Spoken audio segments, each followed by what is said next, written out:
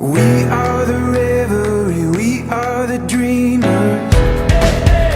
Batuk dan bersin merupakan media penularan penyakit.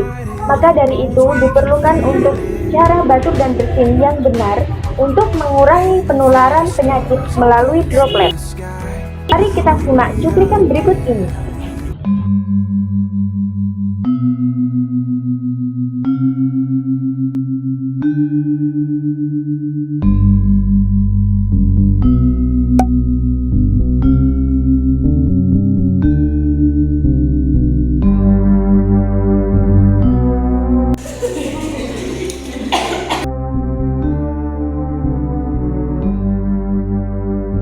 Permisi, selamat pagi Bu. Selamat pagi Mbak. Oh iya, di sini saya petugasnya tadi.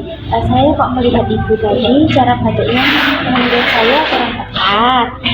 Saya akan menyampaikan cara batuk yang benar. Ibu bisa mengisingkan tangan seperti ini, nggih, untuk batuk.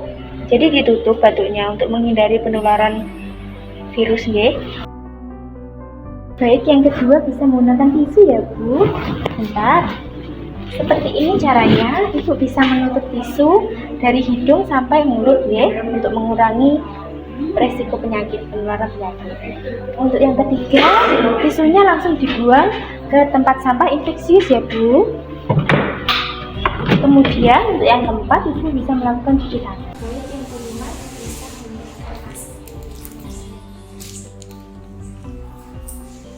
Cara menggunakan masker yang benar yaitu tutup mulut, hidung, dan dagu Anda. Pastikan bagian masker yang berwarna berada di sebelah depan. Tekan bagian atas masker supaya mengikuti bentuk hidung Anda dan tarik ke belakang.